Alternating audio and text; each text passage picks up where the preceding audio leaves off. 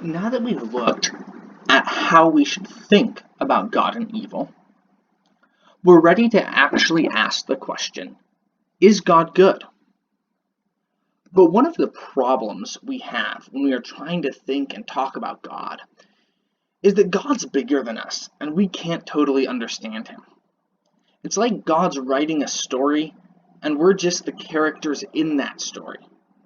We only exist in a little book. Our minds and our world are so tiny, but we're trying to understand the author and the great big world he comes from. Or it's as if we're little drawings, like this gentleman, who only exist in a paper world, and we're trying to understand the real 3D person who drew us. The beginning of the book of John touches on this. In the beginning was the Word, and the Word was with God, and the Word was God. He was with God in the beginning. Through him all things were made. Without him nothing was made that has been made. In him was life, and that life was the light of all mankind. The light shines in the darkness, and darkness has not overcome it. So does anyone feel like they can relate to the Word's life experiences? Is this who you'd pick to, sit down on the driveway with and talk story with on Saturday afternoon? It's a bit hard to relate to, a bit hard to understand. Fortunately, John doesn't stop there. Just a few sentences later, he says that this Word that made the world and that is life and light became flesh and made his dwelling among us. We have seen his glory, the glory of the one and only Son, who came from the Father, full of grace and truth.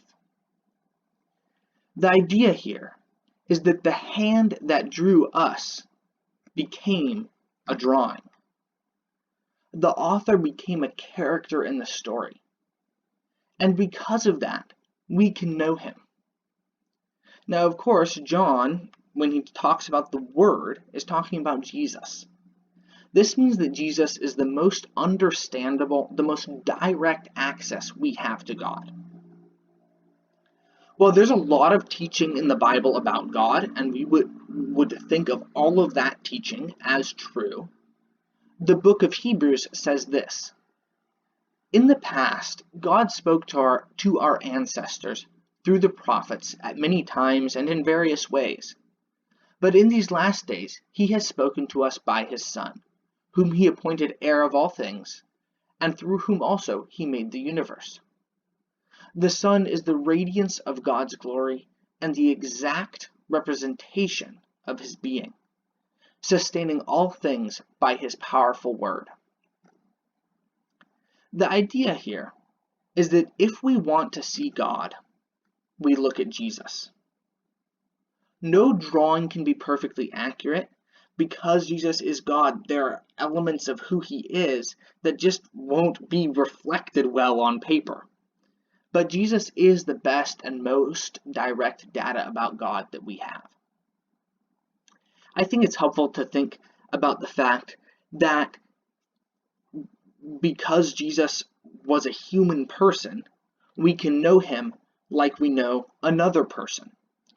And even someone who you know really well, you don't necessarily understand everything about who they are. You don't understand how all aspects of their personality fit together. But you can still know them. I think kind of like that, we can't necessarily understand everything about Jesus, but we can still know him. If we want to see God, we look at Jesus. So what do we see when we look at Jesus?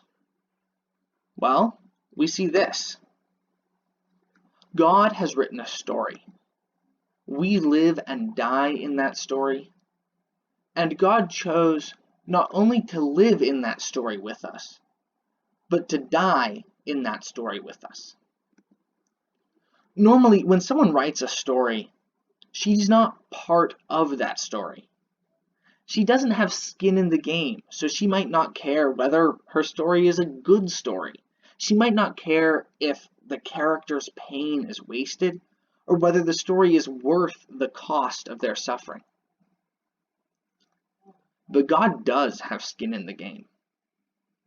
And God had that skin ripped from his back with a Roman whip. God had his nerves crushed by iron. God has bet his life that this story, that our story, is worth dying for. God died to write this story, and that's the best evidence we can have that God thinks our story is a good story. Because God thinks this story is good, we can't blame him for writing it. Because God died to write this story can't count as evidence against his goodness. This story, full of joy and gladness as well as pain and sorrow, can't count as evidence against God's goodness. Now, I think that's at least a powerful argument. But if you smell a rat, you have a good nose.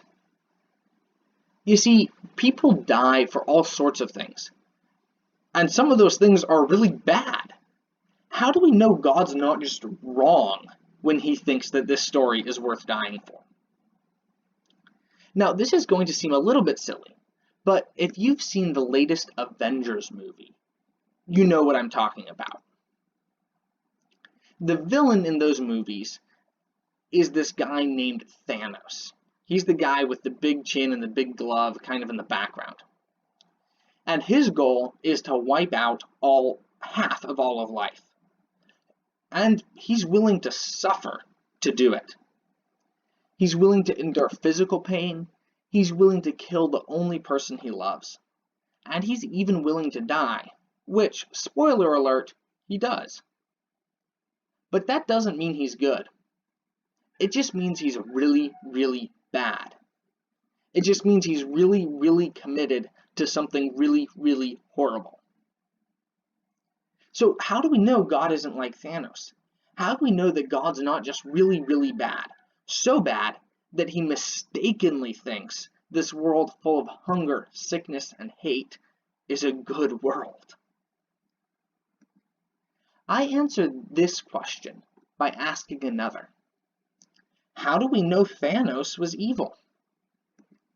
As I was watching the last two Avengers movies, I actually started wondering, is Thanos evil? Or is he just wrong? Is he just confused? There's actually a really big internet community built around the idea that Thanos did nothing wrong. After all, he wanted to kill half of all life, and that seems pretty bad. But he only wanted to do that so he could end hunger. There were just too many mouths to feed, so he decided, well, I'll just take away half the mouths. Problem solved. And he did it painlessly. He just snapped, and they ceased to exist. No one suffered. In my mind, we know Thanos is evil, but not because his overall plan to wipe out half of all life. That's not how we know he's evil. We know Thanos is evil because of how he treats individual people. That is how the movies show us that Thanos is evil. Not from his big picture plan, but from how he treats individual people. For me, I realized Thanos was evil, not just confused, in a scene where he is torturing one adopted daughter, the one in the blue who's all taken apart, as you can see, to make another adopted daughter, the one who's kind of in shadow off to the right, give him information. We don't know Thanos is evil because we can look at his overall plan and evaluate that, or see the overall story he's trying to write and make a judgment about that. We know he is evil because of how Thanos treats people. So, what about Jesus? How does he treat people? Is he violent, aggressive, and attacking? Well, there are times when Jesus uses violence, like when he clears the temple. And we can get into that if you'd like to. The Bad Jesus, a book by Hector Avalos, is an entire book that argues that Jesus was a bad guy. Check it out if you'd like to, and we can talk about it. We actually will talk about it a little bit more in coming weeks. But Avalos himself recognizes that most scholars don't agree with him about Jesus' character. Now, this is a really big topic, and we can't sort it through all the way, and I personally haven't read all of the important books on this topic. But for now, I'd like to just quote one scholar named Justin Meggitt, and at least one extremely prominent New Testament scholar who looks at what we can know about Jesus through the historical record, agrees with what Justin Meggitt says here. That really prominent scholar is a man named Dale Allison. But here's the quote from Justin Meggitt. The personality of Jesus left a clear impression on the earliest believers, so much so that it became a basis for their ethical thinking and practice. Paul, for example, could entreat Corinthians by the meekness and gentleness of Christ, and assumed that the recipients of his letter knew that Jesus was indeed meek and gentle, whatever those terms might mean.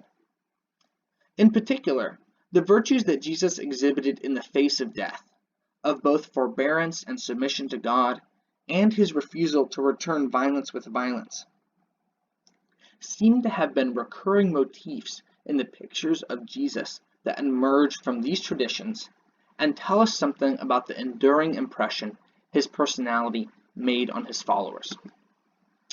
So even scholars like Meggitt or Allison, who agrees with Meggitt, and these scholars don't necessarily accept the authority of the Bible or think the Bible is totally accurate. They think that Jesus was a non-violent, not generally angry person, but a gentle person. They think this because this understanding of Jesus is just kind of assumed in most of the early writings about Jesus. Everyone seems to have had that picture of Jesus in mind really, really early on, shortly after Jesus died.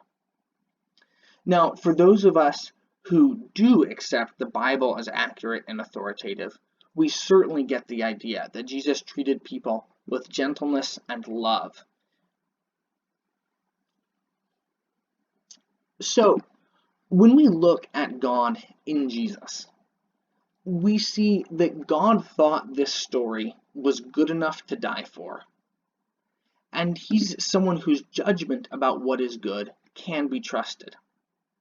He's not like Thanos. He doesn't have a misunderstanding about what is good. He's not confused about right and wrong. If you don't mind, I'd like to play you a brief song that I've found really helpful. The writer of the song is named Sidney Carter, and the gentleman who sings it is an Australian named Raymond Cook. And just FYI, Sidney Carter generally considered himself a Christian, but his understanding of what it meant to be a Christian is probably not one that most of us would be comfortable with. And Raymond Cook, the gentleman singing the song, is an atheist. But I think this song is something we can learn from.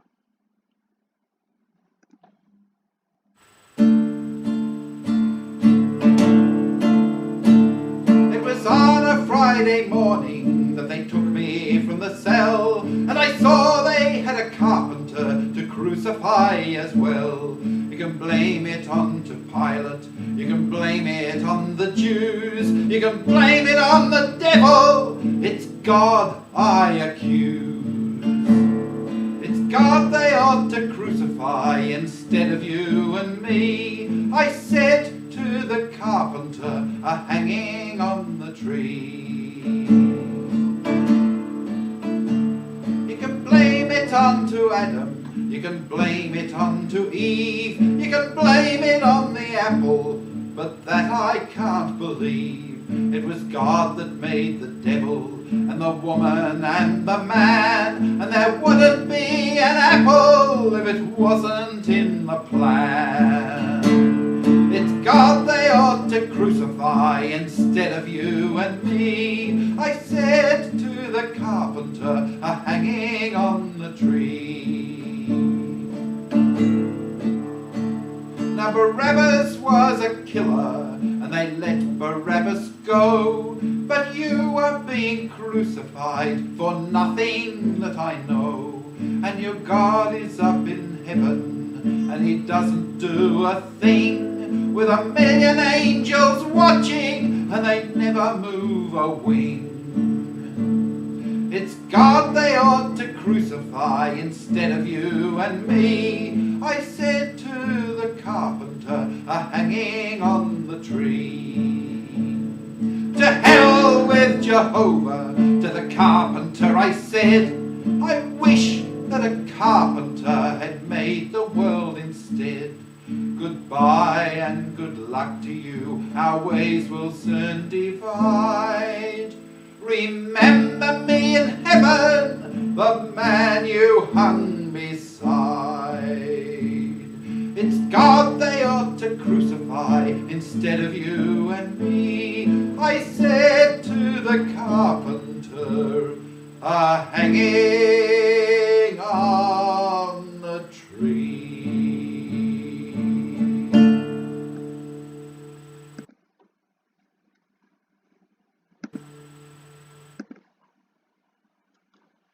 If you're like me, there are some aspects of this song that are troubling.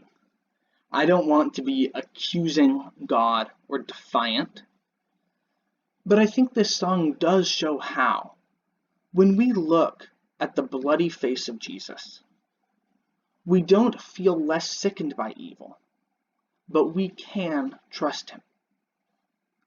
We don't learn why, but we do learn that there is a why, that a reason exists. It's God they have crucified. A carpenter has made the world.